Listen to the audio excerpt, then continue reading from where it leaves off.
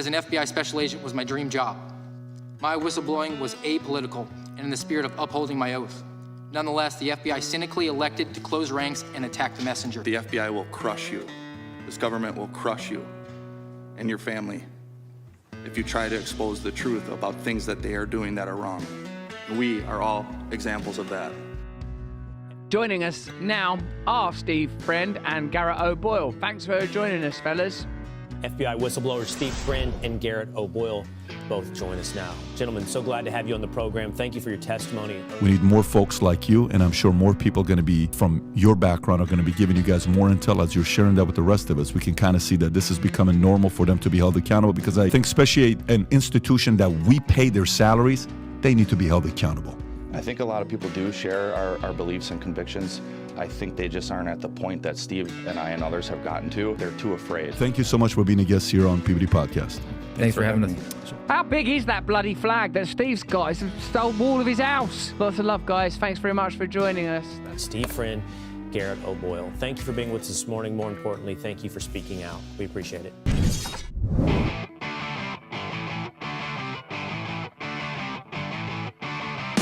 You're in the information age, but facts are in short supply.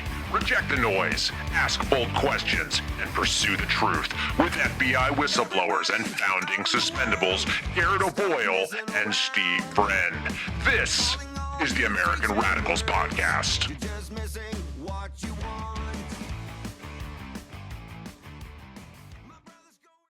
It is an American Radicals Podcast. Today, we are going to be extra radical today. Welcome to it. Today is Saturday. We're always excited because we get to go longer, and we start a little later. So make sure that everybody is up. Get your cup of coffee in there. Maybe some of you are actually going to get some lunch. Who knows? Noontime start Saturday is always fun. It's a grab bag of a day. Thank you for joining us. If you have not already, make sure that you smash the thumbs up and follow the program here on rumble.com/amradpod. If you have not already subscribed, we appreciate that. That just goes directly to support the program. And if you listen to the audio format on iTunes and Spotify and iHeart, do subscribe there so you get the shows when we give them to you Tuesday, Thursday, and Saturday. So we're going to be talking about talking. We're going to be speaking about speech. Canceling speech it is. And we're definitely going to be asking some bold questions, not necessarily just going to throw some red meat out there. There's some heavy intellectual topics, and Garrett and I are free speech absolutists, connoisseurs, consumers, advocates. I don't know what other sort of qualifier you can give us, but we definitely wanted to get to this one today on a day where we had a little bit more time to expand. So Garrett, welcome to Saturday. Welcome to Talking About Talking. Glad to be here, and I think we might break some records today on the rage-o-meter or whatever we're calling it, because I already Garrett O'Boyle's overmeter. I already feel it brewing. So I'm gonna have to I'm going to be saying prayers throughout the episode today, because I don't want to go too far off the rails, and it's important to speak the truth in love. But you know what? I know we're not going to only be talking about the truth. We're also going to be talking about lying. I know we're going to get there, but also it's Saturday, and guess what, Steve? I just found this out, but it's very fitting. We are wrapping up Constitution Week. Yay, Constitution Week. Wow. I didn't even know that was a thing. But I was very excited that I got the FBI to at least temporarily take down its social media posts about the Constitution. Yes. They hate the Constitution, by the way. I know you know that. Well, it's one of these weird things when I prepare stuff to talk about for our shows. It's call it providential, call it coincidence, whatever you want.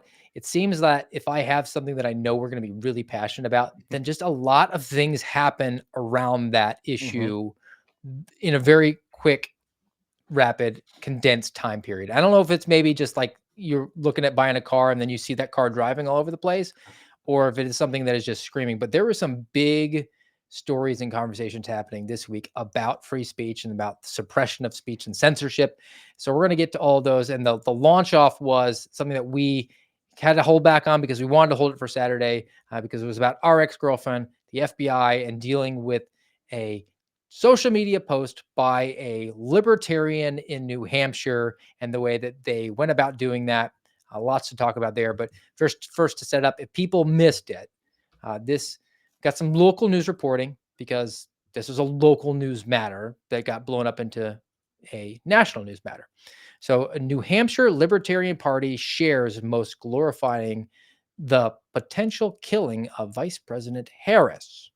So, the initial post shared by the New Hampshire Libertarian Party on X read, quote, "Anyone who murders Kamala Harris would be an American hero," unquote.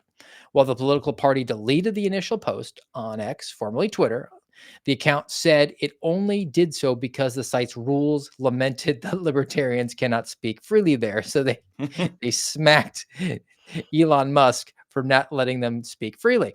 Later in the day, New Hampshire Libertarian Party messaged "Sic Semper Tyrannis," which is death to tyrants, from John Wilkes Booth assassinating Abraham Lincoln. Again, very libertarian thing to do. But the actual quote, "Anyone who murders Kamala Harris would be an American hero," is that protected speech, Garrett? Absolutely, 100%. And this is the thing. We've talked about it before. And you know what? Like, we've been mentioning the First Amendment a bit again lately, and you're absolutely right. This week seemed like a daily thing. We did 2 whole episodes, like a small little primer on the First Amendment, and here we are going back to the well again because apparently it's a bottomless well, or at least in the modern age is a bottomless well because people just don't get it. They don't understand it. They don't get it. Isn't there a carve out though in the First Amendment for things that are said in poor taste that give you a case of the bad feels? Like that's illegal, right? Right? I mean, people seem to think that for whatever reason, and I really don't get it. You know, it really goes back to something you and I both have alluded to many times now is you don't have to like what people say, but they absolutely have a right to say it. And you know, speaking of the FBI video that you mentioned out in New Hampshire, it reminds me of the one out of Oklahoma that we did a few months back where she was talking about, you know, she's putting Facebook posts out about wanting to see American soldiers safely packed in tight boxes, wooden boxes, and shipped back to America. Everybody knows she's talking about them being killed. You don't have to like the speech. It's reprehensible speech. I did it then too. I wear this bracelet every day for a friend of mine who was killed in Afghanistan. I don't like the speech, but I absolutely will stand for your right to say speech that I disagree with. And guess what? Even when I was an FBI agent, if I got that Guardian lead, I'd look through her posts. I'm going to show up at her door and say, I'm here to talk to you about speech. No, you don't have to like the speech. And just to be clear, but read the quote again and see if it passes the smell test. It's not, is this guy a jerk? Does this make me feel uncomfortable because I don't agree with it? Is it legal? Because there are some restrictions to free speech. Mm-hmm. And they would be like, you can't incite violence. You can't say like, see that guy over there? Somebody go murder him right now. Right? Like that would be illegal. All right. This quote is, "Anyone who murders Kamala Harris would be an American hero." That's just cheering for bad things to happen. Yep. That's what it is. That's what it is. And Not a directive. It's not saying she's in this location at this time. You can't even give any sort of specificity. It's just advocating your enthusiasm for bad things to happen. And then before we do play, we're going to touch on the FBI visit to this guy's house. But I do think it's worth noting that people don't have an understanding of the First Amendment, what's allowable, including the media, which is theoretically operating in that space for their job full time. Because the next story comes from the same source, this local NBC affiliate. Feds aware of New Hampshire Libertarian Party's post glorifying killing of Vice President Harris.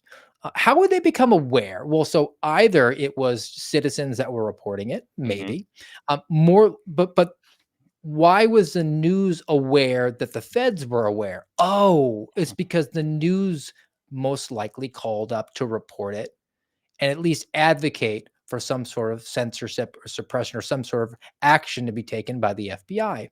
The quotes that we got were, "We are aware of the tweet, although the department generally will not confirm or deny any specific investigation threatening violence is a crime, and those who do this will be investigated, prosecuted, and held to account in a court of law." And that comes from the U.S. Attorney. Okay, Secret Service was contacted.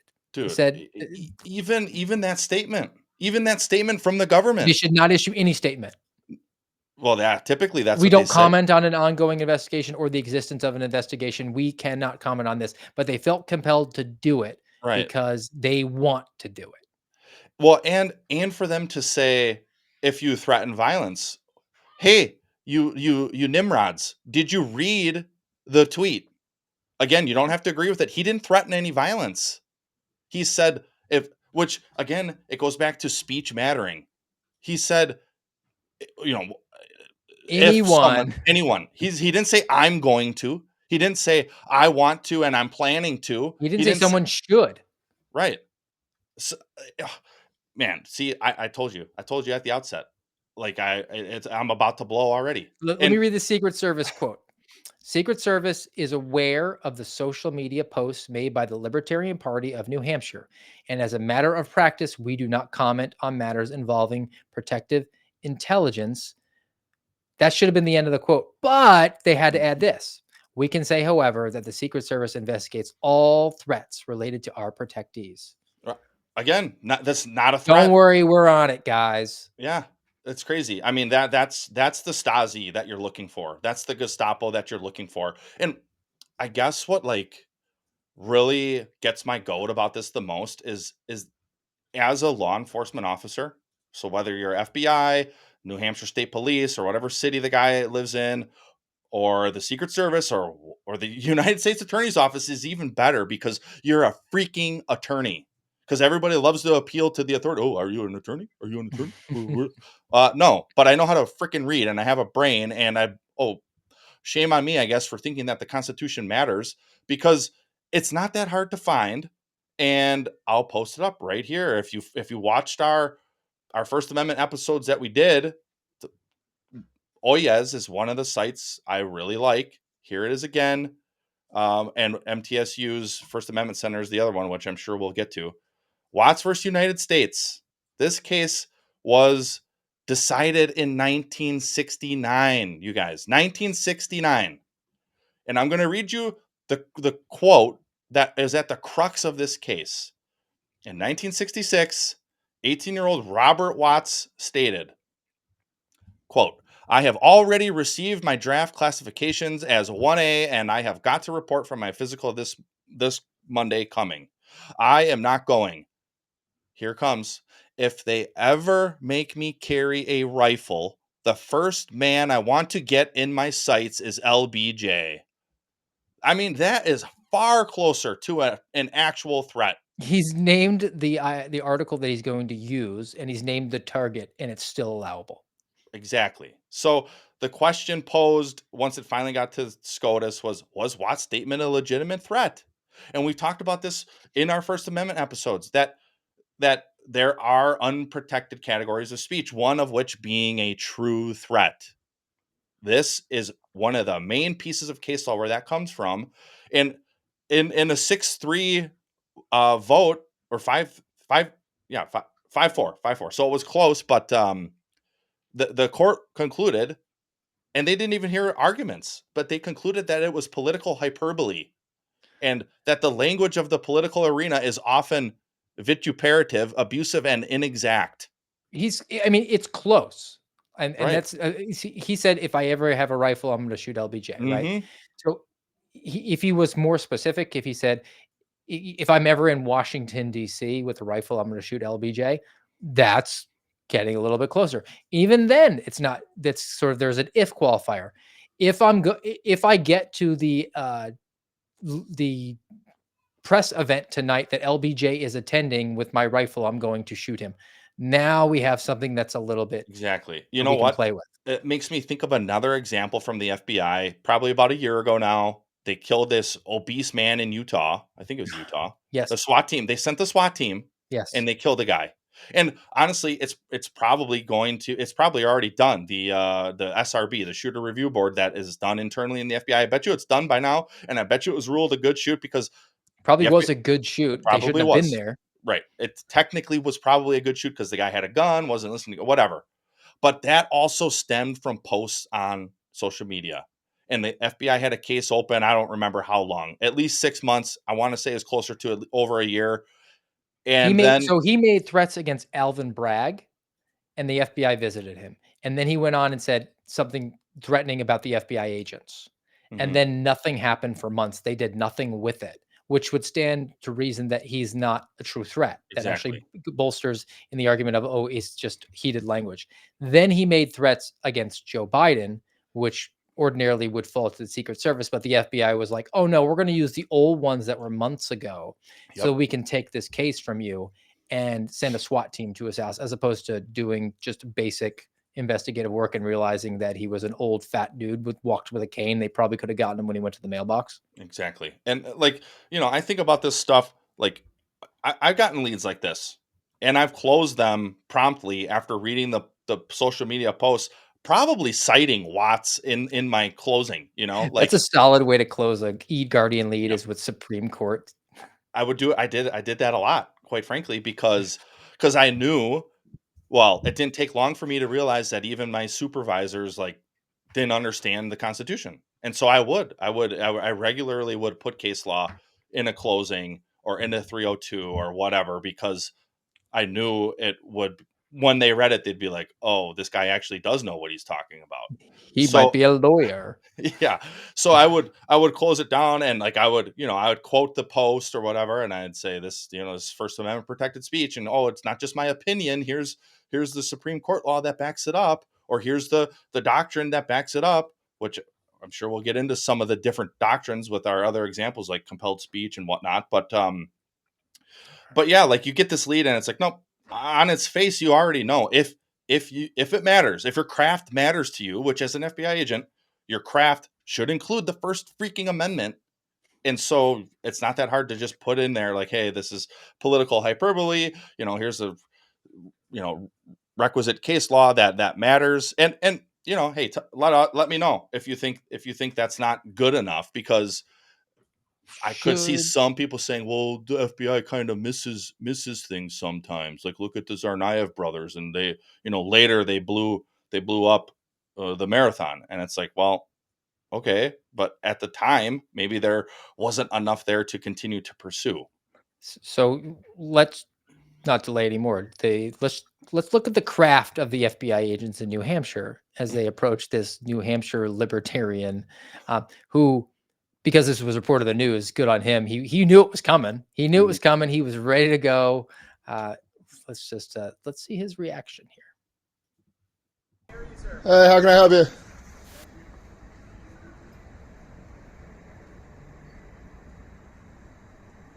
there, hey Jeremy. Yeah. How are you? Who are you? I'm Agent O'Donnell with the FBI. Can you give your full name, please? I'm Agent O'Donnell with the FBI. Is that sufficient to identify as the only one O'Donnell affiliated with the FBI? In New Hampshire, yes. Could you please state your full name, sir? Could you please stop recording? No. It's First Amendment right. Okay. What's your name, sir? Could you stop recording, please? Absolutely not. You can show me your name and identification, or I'm going to go back inside my house. Okay. I don't really want to broadcast my... Oh, this is going out right after you guys walk away. So that's why I'm not going to... So you can show me your name and ID, you can walk away. We just want to talk about something. I'm not going to talk to people who claim to be federal agents unless they can show me identification. Okay, well, you see our badges. I need to see... Is your full name on that badge? No. I'd like to see something with your full name, or I'm not going to talk to you. I prefer you not to broadcast it. This will be going online as soon as you walk away. Well, all I want to do is talk to you about a post that was made, and if you Well, happen to be the one that made the post. I want to talk to you about you guys coming here. Say you make a salary of, I don't know what, low 100K? You guys making six figures? factor in 50% expenses, overhead, maybe 100% expenses. Talking about burning a couple $100 an hour just here, let alone all the time you guys are spending to investigate something that you know is not against the law, right? Like you're familiar with. So then why would you come? Because we wanted to make sure that there weren't any. No, you're coming because you're part of a regime that does this kind of thing when you know laws aren't being broken, and that's an embarrassment, man. Didn't you guys read the Constitution? Do you not believe in America? Like, how do you do your jobs and go home? We appreciate it. You're walking away because nothing we did is against the law, and you guys are fuckheads. I was trying to cut it off before then, but it was worth Your it. muffs, it is worth it. And like, dude. Okay, I said I'm gonna reel it in a little bit because I know it's gonna come out more. What that Agent O'Donnell said, we wanted to make sure there weren't any other threats. So the term Jeremy Kauffman used right at the end there that you didn't cut off is absolutely correct.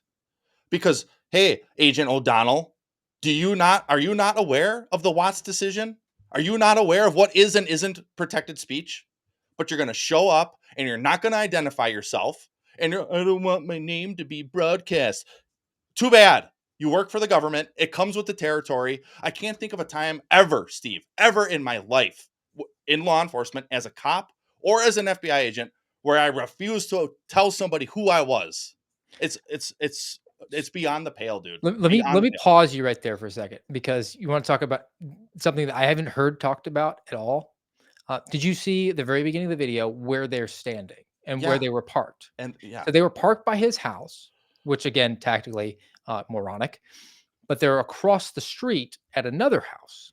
right. So they are not willing to, or they're unwilling to share their names because they're worried about being exposed because they're secret agents, right? Mhm. But you know what they're willing to do?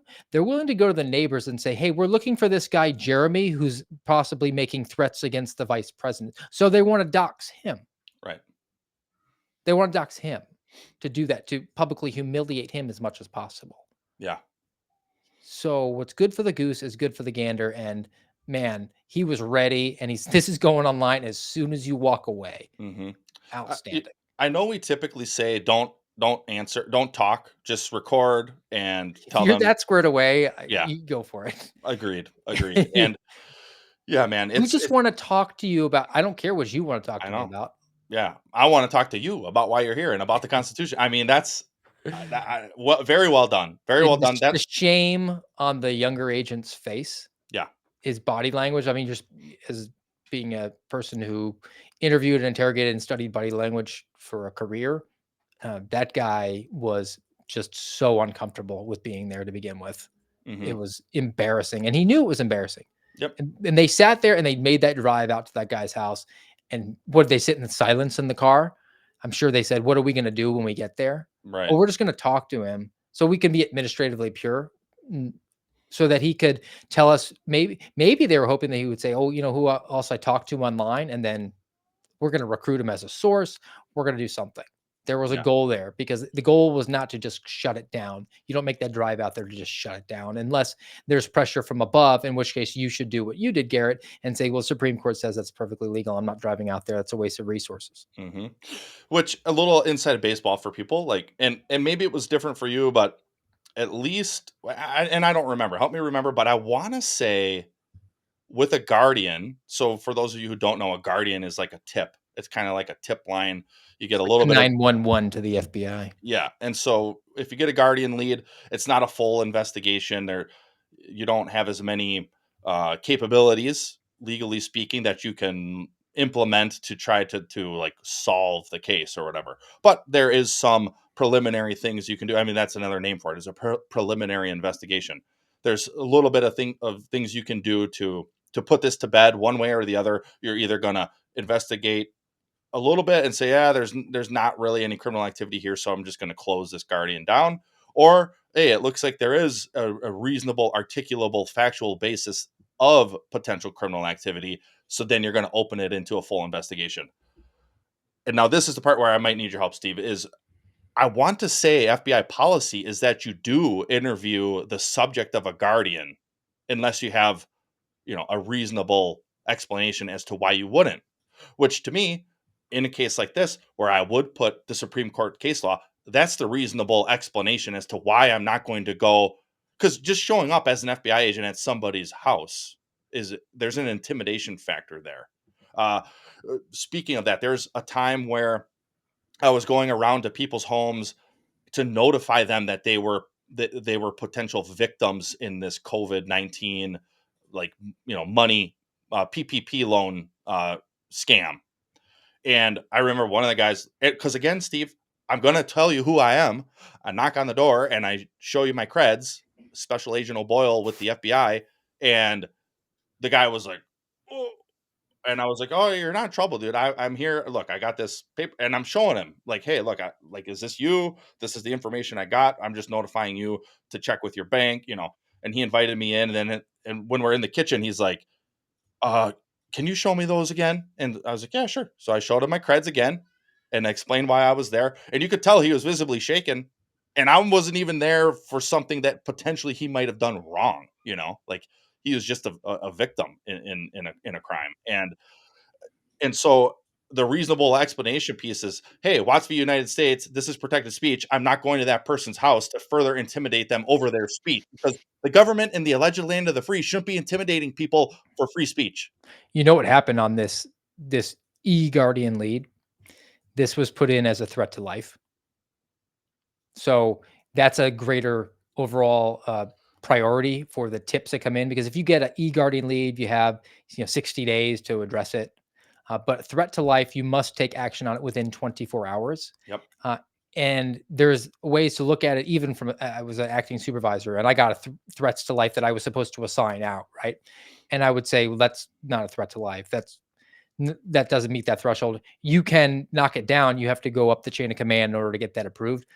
There's no way that executive in the FBI was like, no, yeah, you can take the threat to life off of that. We can do this with a lighter touch. They said, no, you go out to that house right now.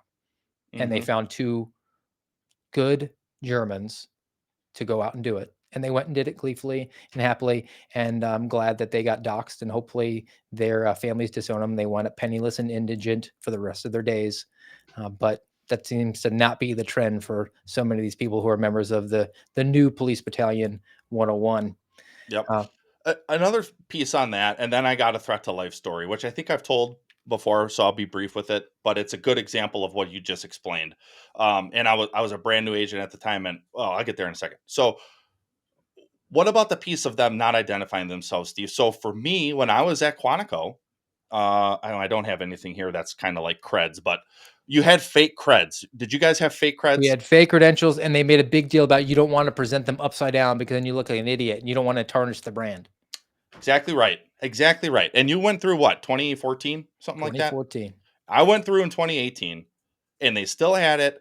And guess what? If you're in Hogan's Alley, which is the FBI's fake little city where it's all role playing and ninjas jumping out of the ceilings and shooting at you, and if you knock on the door and you don't show your creds in a reasonable amount of time, you're going to get dinged on that. And an instructor at the end, when they give you your eval, is going to say, hey, you didn't show them your creds at all, or it took you too long to show them your creds. You're telling them you're an FBI agent, but you're not proving it.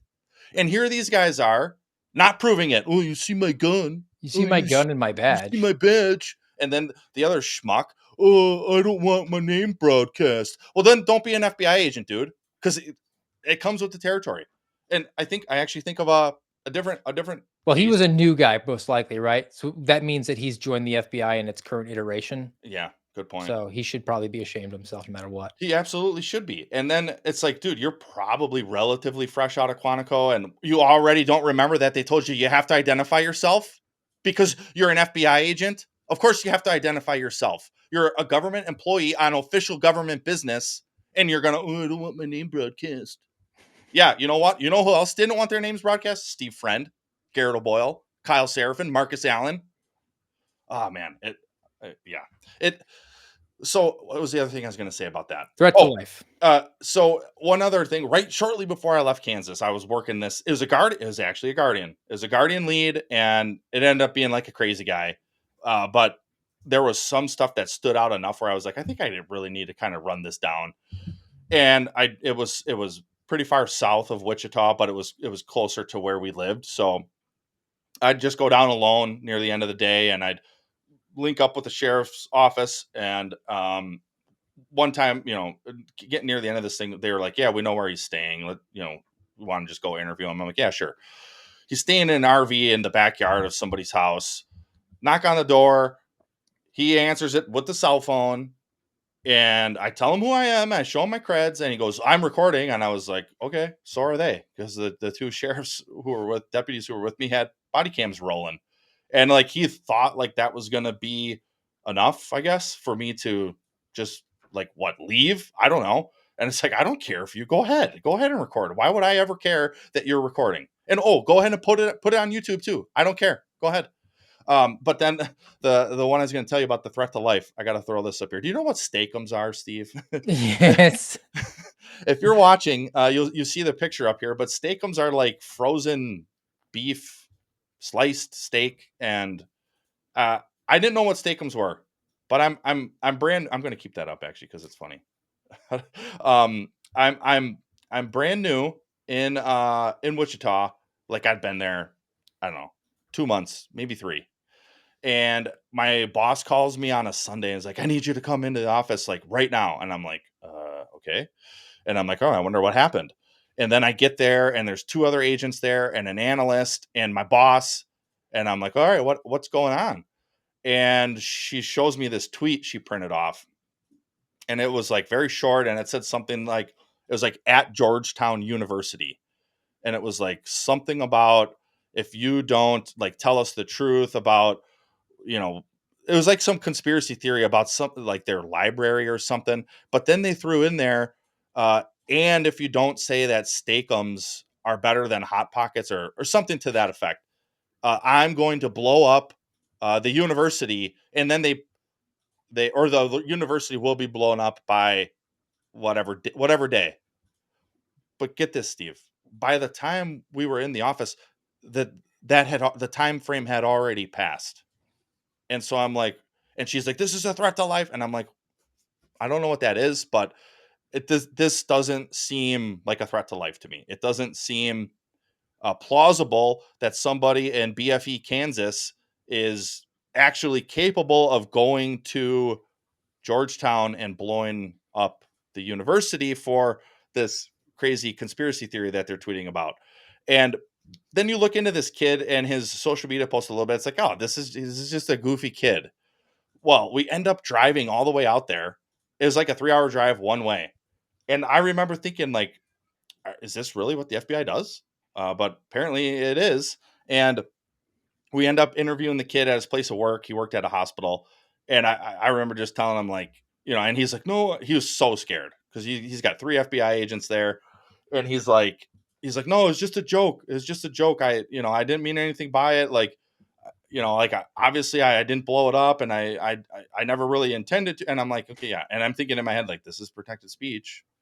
And we go back, and then the next day, because it was a Sunday, Monday, we go up to the AUSA's office, and she wants to charge. And I'm like, I already told them, like, we're not going to. And I was like, I really don't think we should. I mean, and she's like, well, you need to notify him then that if anything else happens in the next 3 years, we're going to charge. And I'm thinking, like, oh, it really is just low hanging fruit. Like, even though the speech is protected, she knows that she could charge it as a threat.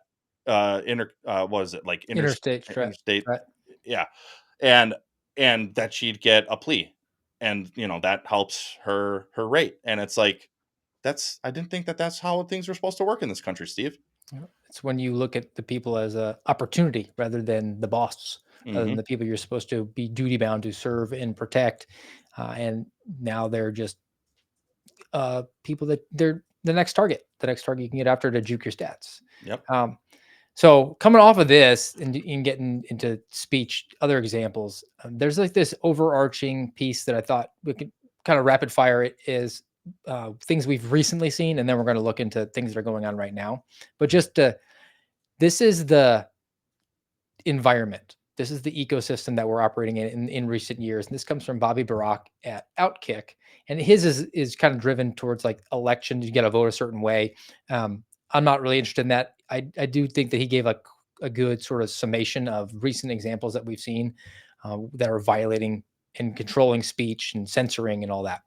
So not just saying what is allowable, it's just flat out erasing it. August 2022, Jen Psaki, Ginger Goebbels, told reporters that the White House had sent Facebook a list of problematic posts. A month later, Facebook announced it removed over 20 million pieces of COVID misinformation, including posts that doubted the mRNA vaccines and mask mandates would successfully stop the spread. Biden-Harris administration had equal, if not greater, influence with Twitter before Elon Musk took it over. Twitter files revealed frequent communications between executives at Twitter and the DNC, the Democrat National Committee. Several of the communications directed Twitter to remove posts that reflected negatively on Biden and Harris. Last November, House Judiciary Committee filing discovered hundreds of reports showing how the government agencies assisted in the creation of a secret, quote, disinformation group that asked social media companies to censor true information, jokes, and political opinions.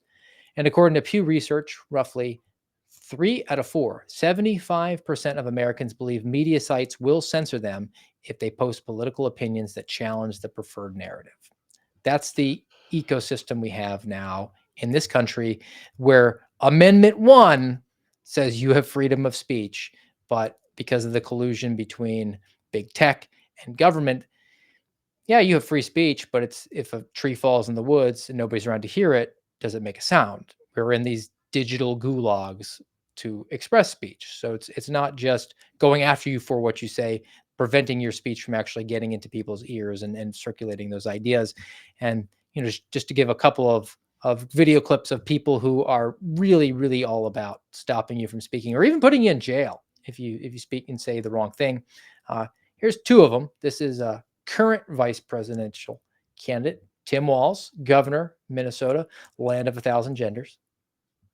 I think we need to push back on this. There's no guarantee to free speech on misinformation or hate speech, and especially around our democracy. I think we need to push back on this. There's no guarantee to free speech on misinformation or hate speech, and especially around our democracy. Worth playing twice. Oh, for sure. There's just so much here. The big piece for me is lying politicians. So they're telling you can't spread what they're deeming misinformation.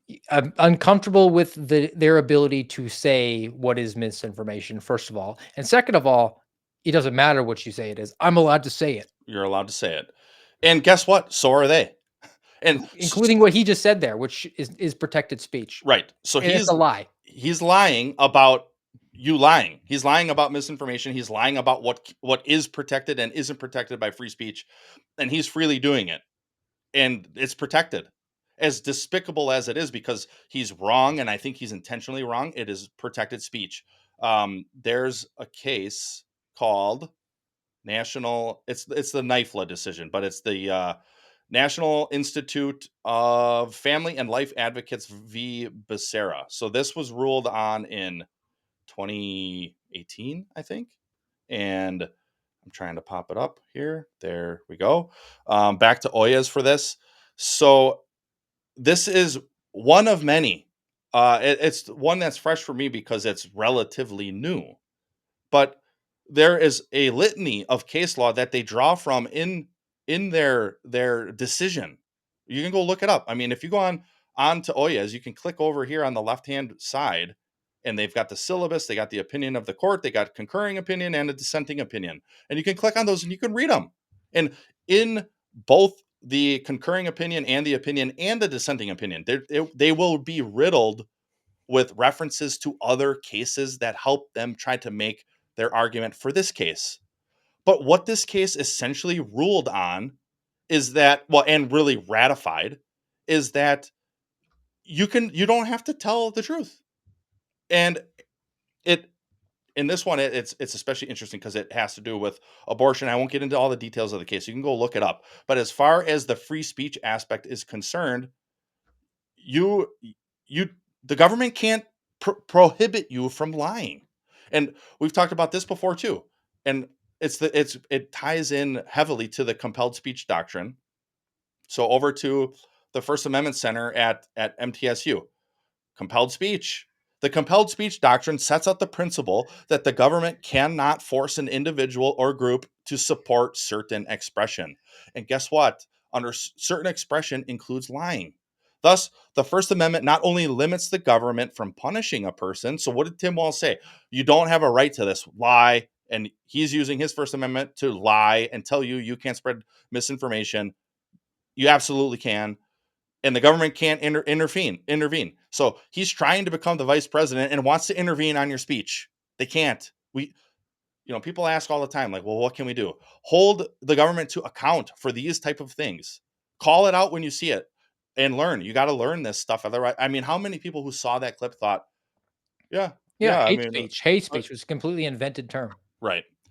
And it says, so thus the First Amendment not only limits the government from punishing a person for his speech, it also prevents the government from punishing a person for refusing to articulate, advocate, or adhere to the government's approved message. So in this case, he's trying to be the vice president. So if he's successful, the approved message will be, you don't have a right to misinformation. That's not true. And you don't have to adhere to that message anyways, even if it was true. Can you restate that quote again, Garrett? Because it's going to tie in nicely to the next video that I have here. But misinformation the government doesn't like.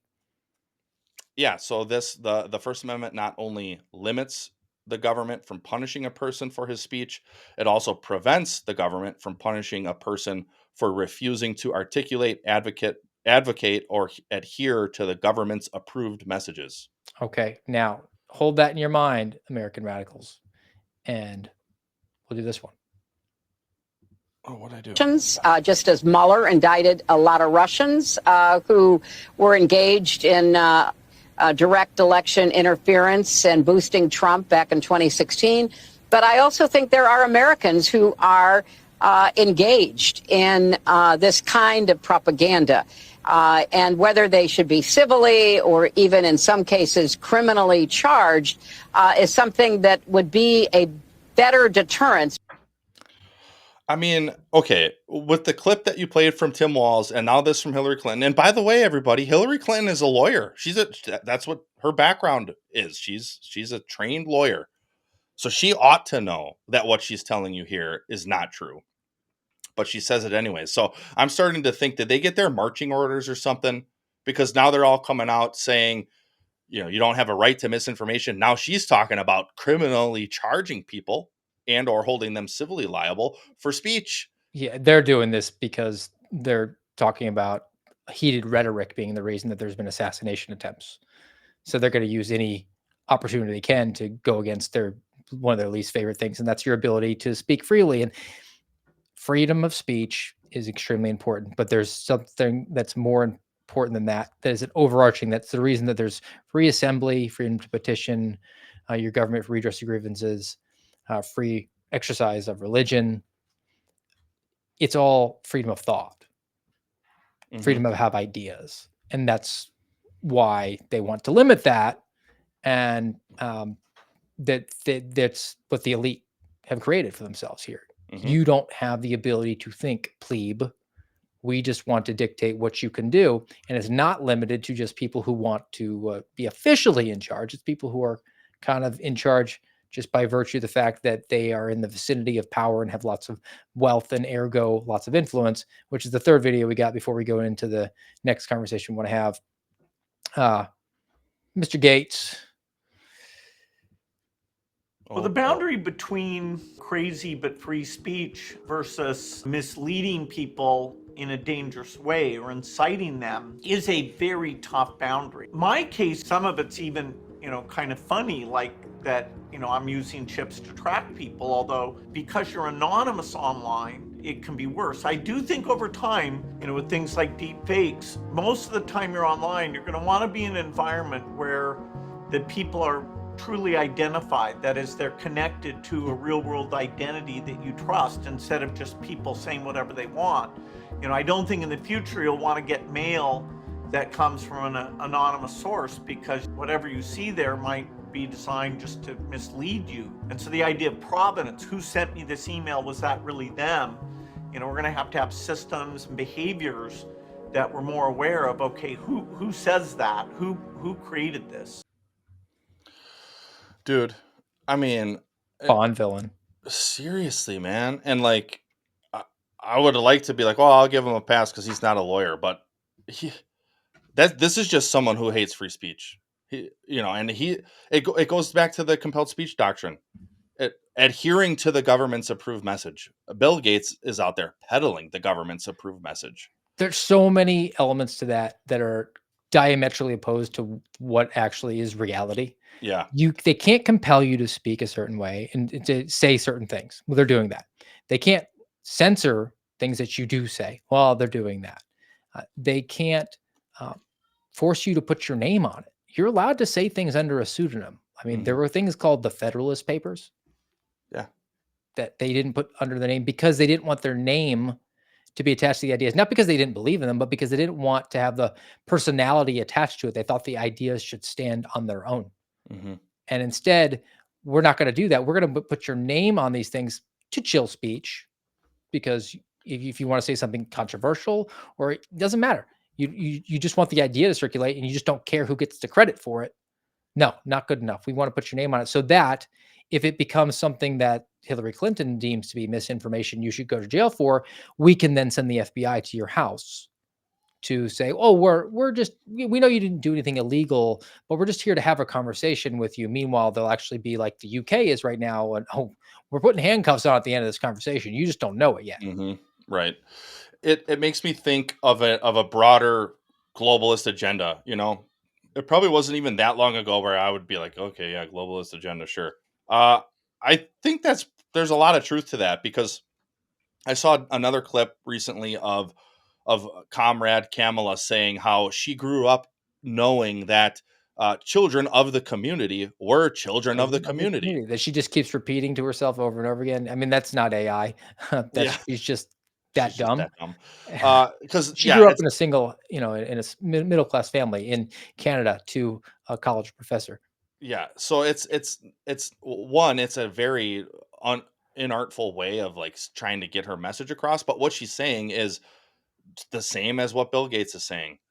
Everybody belongs to everybody. You don't have a right to privacy. You don't have a right to parenting your kids how you want. It's on us, the government, and I don't know what government and private union that we see all over the place now, whether it's with pharma like Bill Gates, but it's or with media. I mean, it's becoming like it's essentially one entity at this point. The government has the approved message, and then they have their people who are pushing it, like a Bill Gates or like Kristen Collins or whoever at CNN, and the vast majority of people in news. And what's crazy, you mentioned it briefly earlier, like in journalism, like you're the ones who are supposed to be pushing back the most against the government's approved message and asking questions. And, it's been completely flipped because they have sold their souls for access. They will become mouthpieces so that they can ensure that they have a job, because they're really scared of AI taking their jobs. And that's probably a nice, healthy place to go to this legislation at a state level. And there's actually now proposed federal legislation that I think is worth bringing up, because this week was a lot of stuff coming out about speech, and then people were distracted because one of the candidates or something, they tried to murder him. I don't know. It was not that big of a deal. No, I mean, it was like a story that was gone in a day. So maybe it was rumors of war. This comes from California. Gavin Newsom. Oh, Gavin. So California governor signs law to crack down on election deepfakes created by artificial intelligence. A new law set to take effect immediately makes it illegal to create and publish deep fakes related to elections 120 days before election day and 60 days thereafter, because they're still counting votes. It also allows courts to stop distribution of the materials and impose civil penalties. So the day after the election, you make a video that has a deep fake in it, then they can impose a penalty on you from the court. They can sue you. Dude. Large social media platforms are required to remove deceptive material under a first in the nation law set to be enacted next year. So no longer are private entities private anymore. They are deputized by the federal government to limit your free speech. It's completely and wholly unconstitutional. Newsom also signed a bill requiring political campaigns to publicly disclose if they are running ads with materials altered by artificial intelligence. This is so crazy. And I think you just said it on Thursday. As California goes, so does the rest of the nation and New York and Chicago. But that's why this is the first of its kind. The first law of its kind is because California is that much further off the deep end. And it as goes the rest of the nation, perhaps like this one from the AP. Congress is gridlocked. These members are convinced AI legislation could break through. A bipartisan group of lawmakers introduced legislation Tuesday that would prohibit political campaigns and outside political groups from using artificial intelligence to misrepresent the views of their rivals by pretending to be them. Lawmakers said the bill would give the Federal Election Commission the power to regulate the use of AI in elections in the same way it has regulated other political misrepresentations for decades. Okay, I mean, dude, there's so much here, and again, it's people don't actually want free speech. They don't want. Claim they're for it, but only if it's speech that aligns with what they think. And it's all one way. We're back to the political civil war conversation that we were having on Thursday, where the Republicans, I'm sure, who are part of this bipartisan group, are thinking like, yeah, it'll be applied equally, just like the FACE Act. Right. And misinformation will be what one side wants it to be, and then they will put you in prison as you're saying, well, no, you're not allowed to do that. We have a constitution. And they're like, yeah, that constitution, that's a construct of artificial intelligence. Actually, we're just going to get rid of it. Yeah, dude, I guess what I struggle with is like, is free speech for all. I didn't think that was such a crazy idea. Like, I've always thought, go ahead and be a Nazi, you fool, like, or go ahead and be part of the Black Panthers, you fool, like, I don't think you should hate someone because their skin is a different color, and there are way better ideas out there, and you're going to use your free speech to advocate for your belief in that, and you're going to expose yourself for being the fool you are. I'm totally okay with that. It's a difficult conflict that we're in, where the one side is trying to give everybody the same abilities, or he wants to ensure we all have the same rights. Mhm. And the other side is trying to eliminate those rights from significant percentages of others. Yeah. And the measures you have to go to, it's so much harder to promote free speech when people don't like to be offended. They absolutely They right. are willing to put you in prison because you gave them a case of the feels. Mhm. You hurt my feelings, you should lose your freedom. And Right. that's a compelling message to people. I know. Which is terrifying. It's terrifying because they've bought it. They've forsaked the fighting American spirit for that, for comfort, for weakness, for lies, for just, I don't want to hear mean things. Well, that's not America, like, that just isn't it. Like, you need to be advocating for even your opposition's right to speak.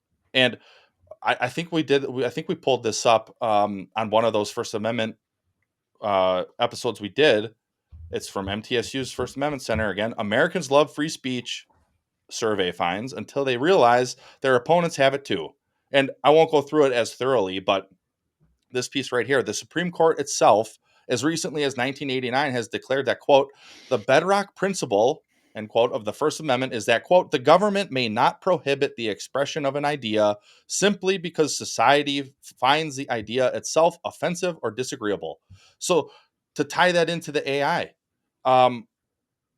Gavin Newsom finds it reprehensible that deep fakes are being used or whatever. And maybe people in society do too. And, well, the AI legislation that you brought up, there's people on both sides that for some reason are like deathly afraid of AI. And I'm not going to sit here and say like that I don't have some concerns about it, but not at the cost of your First Amendment right. And then on top of it, it ties into this one about satire. So just this piece, satire. Well, I'll read just the beginning. because it really does matter. And think of these videos of Kamala with with an AI deep fake voice of Kamala or whatever else. It's satire, okay? And it says, satire, a literary form that humorously mocks, ridicules, and scorns individuals and political or social practices, is one of the most effective means of criticism. And that's what it boils down to right there. They know it's effective. They know that the vast majority of people are going to sit there and be like, wow, this is a really compelling AI video that is essentially, encapsulating the beliefs of someone like Kamala Harris and just laying it all out there in an effective way to mock and criticize. It goes on, it says, since the time of the ancient Greeks, it has been used to lampoon the comfortable, the rich, the famous, and most important from a constitutional standpoint, the powerful. Like who? Oh, a Gavin Newsom who's making it illegal. And it says satire is implicitly protected by the free expression clause of the First Amendment. Nevertheless, it frequently has come under legal attack, like it is again. And think of this law, Steve. They said it's going to take effect immediately. So even if it gets overturned, which if some, I'm sure there will be some First Amendment advocacy groups or something that take it up. Well, they don't care. The damage is done. The goalpost has been moved. And even if it gets overturned someday, it's going to be years. And who knows how much the goalposts will have shifted even by then. So I've got two videos. Do you want to laugh first, or do you want to have a uncomfortable conversation? Uncomfortable. All right. So to show that we are equal opportunity critics, and we do get a caveat on this one too, which we'll get to. But this was a recent story about Amazon Alexa, and we're talking about artificial intelligence, and there was people that were pretty outraged. Let's play this. Hey Alexa, why should I vote for Donald Trump? I cannot provide content that promotes any political views. Hey Alexa, why should I vote for Kamala Harris? Why vote for Kamala Harris? Because you believe in her policies and her vision for the country. Because you trust her experience and her leadership skills. Because you want to continue moving forward as a nation and make progress on issues that matter to you, like healthcare, education, equality, and justice. Oh, gosh. Okay. Now, free speech, Garrett. Yeah. Free speech. It Now, is. the caveat is it's Alexa, it's Amazon, and they're tied to the government. So I think there's a little bit of a difference between the government using an outlet for propaganda, which you could probably make the case for. But let's just put a pin in that, and let's pretend that Amy Nelson's family isn't completely destroyed by Amazon for a second. Private organization, private company, wants to advocate for a particular candidate for president in that way and making it seem like it is just robotic and you should assume that this is accurate. Yeah. Free speech. They can. Yep. You don't have to like it. Don't shop at Amazon. You don't have to agree with their message. But yeah, for the sake of argument, let's just say Jeff Bezos, he's in the bag for Comrade, and so that's the message he's using his billions of dollars and his massive company to push. He could do that. That's part of the joy of having the First Amendment. 21.6% of Americans have an Alexa. Don't have an Alexa. Just don't have artificial intelligence. All right, now we ate our peas. We get to have a big hot fudge sundae. This is the video. I don't think it is, but this is the message of this is what made Gavin Newsom big mad, which is why they passed a law immediately that had to come into effect. It's an extremely effective and compelling video. I imagine and presume that most of the American Radicals podcast audience saw it. So that's why I know you're going to want to watch it again. And if you haven't seen it already, like my dad, probably, Dad, this is pretty epic.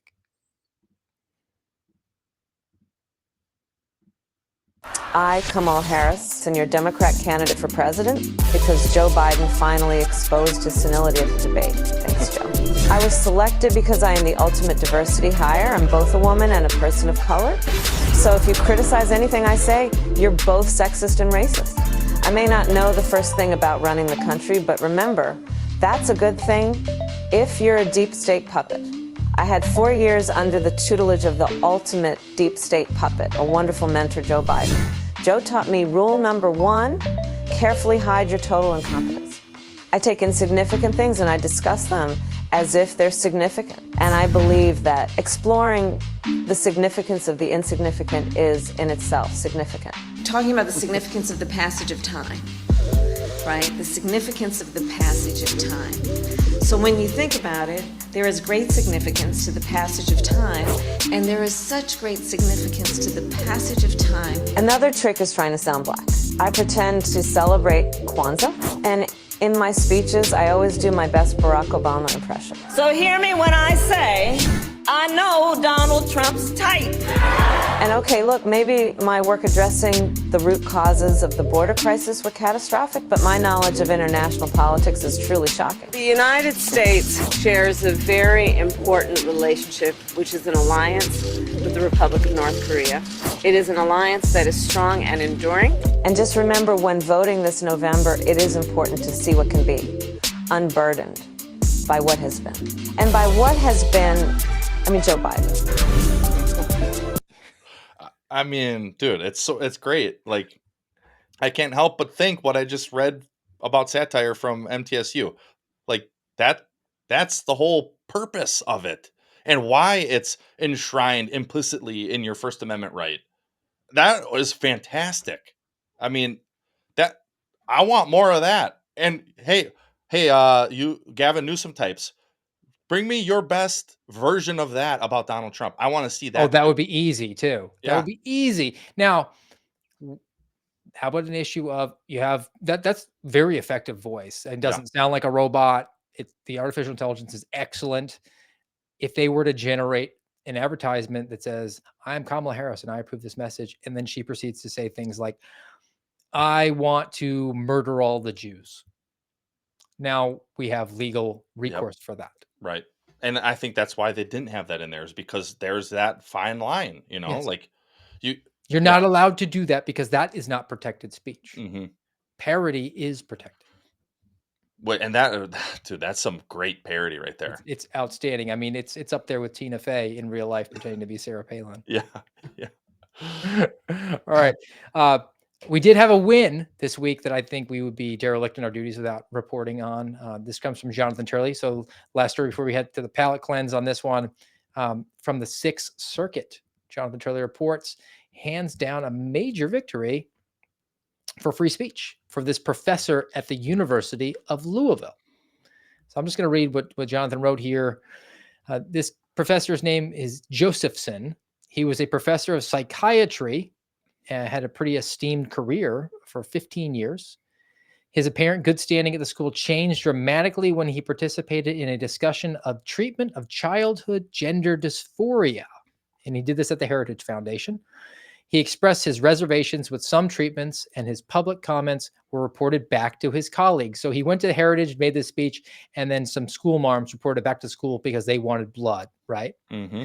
Sounds like somebody reported him to the FBI and they came and visited.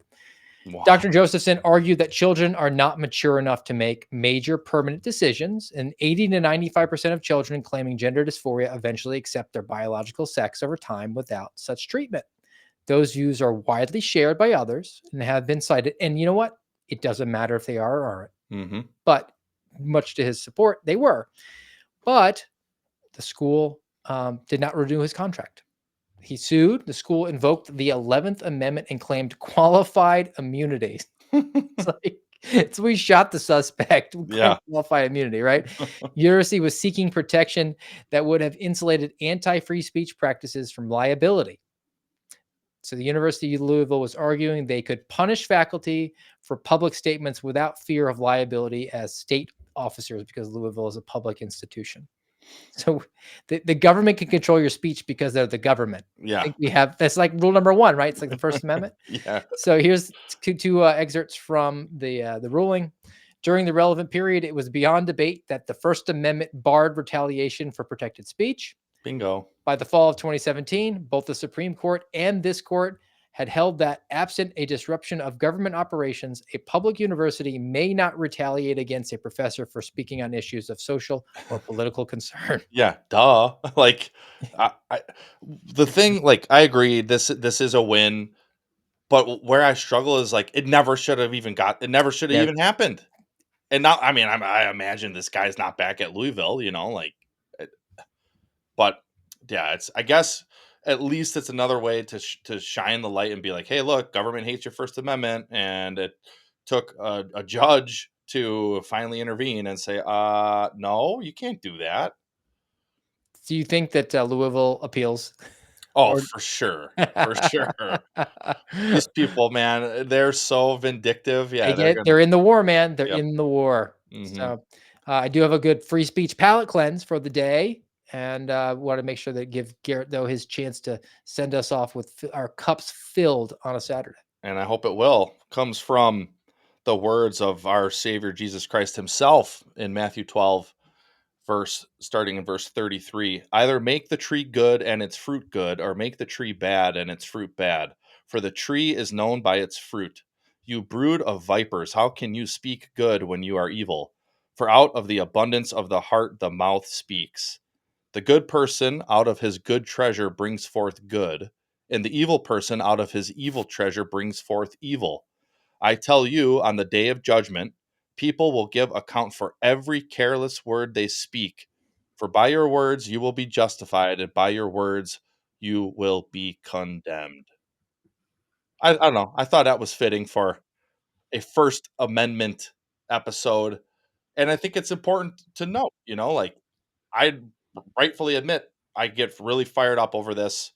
Hopefully, my words were not careless, though, and hopefully they were to the point to help us realize how important the First Amendment is, and how vindictive and how brutish of vipers the government is when it comes to your rights.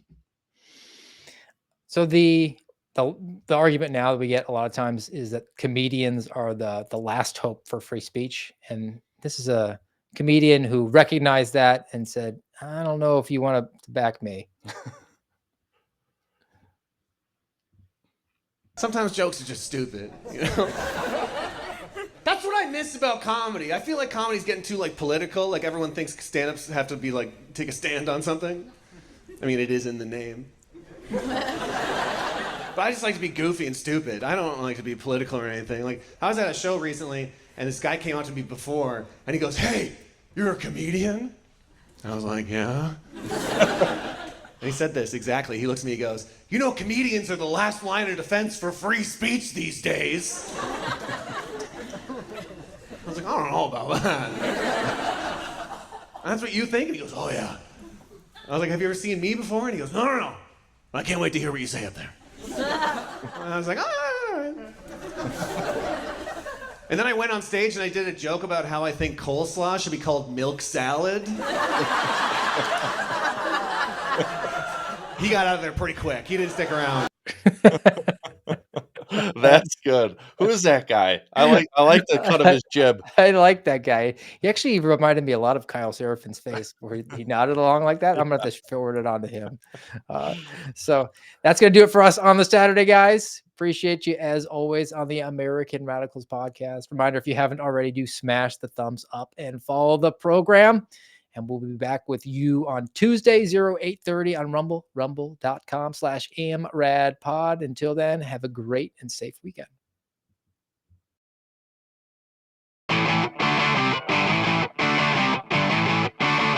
You've been listening to the voice of the Suspendables on the American Radicals podcast. Follow us on rumble.com/amradpod.